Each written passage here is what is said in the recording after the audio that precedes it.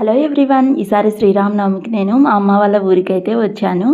మా ఊర్లో ఎలా సెలబ్రేట్ చేసుకుంటామో ఈ వీడియోలో అయితే షేర్ చేస్తున్నాను. మనకు పండుగలు అంటేనే ఫ్లవర్స్, మామిడాకులు, తోరణాలు ఇవన్నీ అయితే కడుతూ ఉంటాం కదా. మేము కూడా అయితే ఇక్కడ మామిడి తోరణం అయితే కట్టాము. ఇంకా ఇక్కడ మిగిలిన ఆకుల్ని కూడా అయితే బయట డోర్ దగ్గర అయితే కట్టాలి.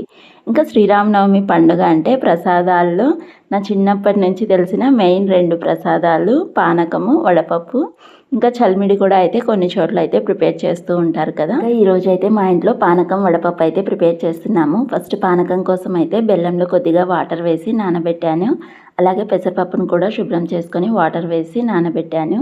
ఇంకా ఇక్కడైతే మా అమ్మ అయితే గడపకి అయితే పసుపు కుంకుమ బొట్లు పెట్టి పూజిస్తుంది. అలాగే ఇంటి ముందర కూడా అయితే పసుపు కుంకుమ బొట్లు అయితే పెడుతుంది. ఇంకా బయట డోర్కి కూడా అయితే మామిడి తోరణం అయితే కట్టాము. ఇంకా ముగ్గులు అవన్నీ అయితే వేశారు. ఇంకా ఇక్కడైతే నేను స్నానం చేసిన తర్వాత ఇక్కడ పానకం ప్రిపేర్ చేయడానికి ఫస్ట్ అయితే తోరణం అయితే కడతాం కదా గిన్నెకి, పానకం ప్రిపేర్ చేసే గిన్నెకి. సో కొద్దిగా ఒక గిన్నెలో పసుపు తీసుకునేసి వాటర్ వేసి ఈ తోరణం దారానికి అయితే పసుపు పూసేసి మామిడాకును పెట్టి తోరణం అయితే కడుతున్నాను. ఇలా రెడీ చేసుకున్న తోరణాన్ని మనం పానకం ప్రిపేర్ చేసుకునే గిన్నెకి అయితే కడతాం కదా. ఇంకా గిన్నెకైతే నేను కడుతున్నాను. మేమైతే జస్ట్ కొద్దిగా ప్రిపేర్ చేస్తున్నాము. కిచెన్ విండోలో నుంచి అయితే వ్యూ అయితే ఇలా ఉంటుంది. చాలా బాగుంది కదా, మొత్తం గ్రీనరీగా మామిడి చెట్లు అయితే ఉన్నాయి.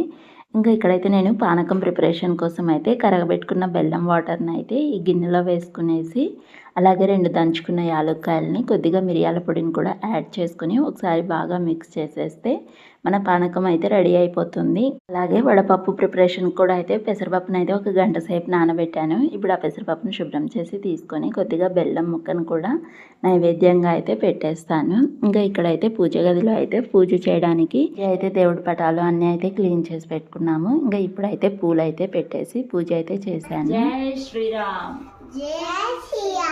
ఇలాగా పూజ అయితే చేసుకున్నాము. ఇంకా అలాగే ఈరోజు మార్నింగ్ బ్రేక్ఫాస్ట్ రెసిపీ అయితే మా ఇంట్లో ఇడ్లీ.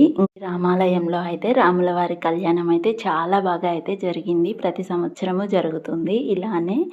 ఇంకా ఇలాగ కళ్యాణం జరిగిన తర్వాత మధ్యాహ్నం భోజనాలు కూడా అయితే గుడిలోనే ఉంటాయి. ఇంకా నైట్ అయితే మాకు దేవుడి ఊరేగింపు అయితే జరుగుతుంది. ప్రతి ఇంటి దగ్గరికి అయితే దేవుడు అయితే వస్తారు. ఇంకా మనము ప్లేట్లో టెంకాయ అవన్నీ అయితే దేవుడికి అయితే ఇస్తాము.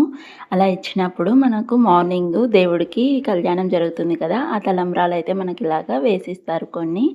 ఇంతే అండి. ఈ శ్రీరామనవమి వ్లాగ్ మీకు నచ్చితే like, share and subscribe. Bye bye.